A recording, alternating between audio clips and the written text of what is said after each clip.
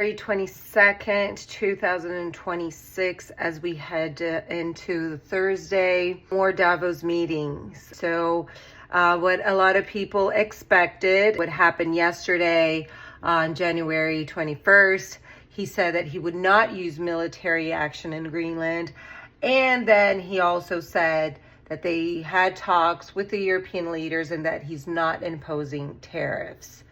The extra additional 10% tariffs. Now, that was enough to calm down the markets. Both sides, European leaders and Trump, were satisfied with the agreement that they got over Greenland, with the points that Europeans will not have the extra tariffs on their exports, and Trump will not take over Greenland, but apparently he'll be able to have all access necessary to install military bases. Now, here's the thing that we should analyze. What changed? That was already the case before. Why did it have to escalate towards this? All these days of threatening and, discussions and all that, since Denmark, Greenland, they were never opposed for the U.S. to have military bases over there and to help to protect the continent.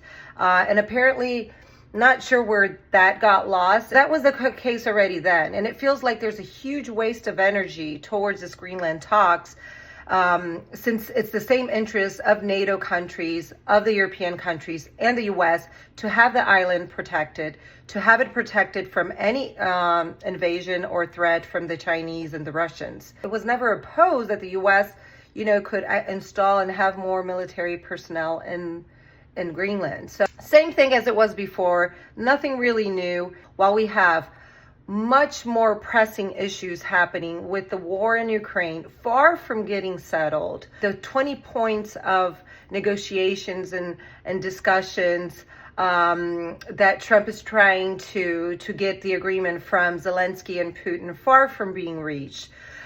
We saw a massive unsettling unrest and protests in Iran, which is still ongoing, with horrible images coming out of the country.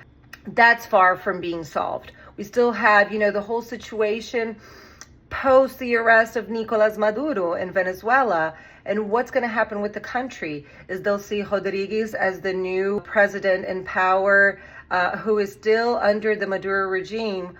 What are their, agreements? What are they bringing into the table as far as a future and agreement and cooperation with the hemisphere and the United States?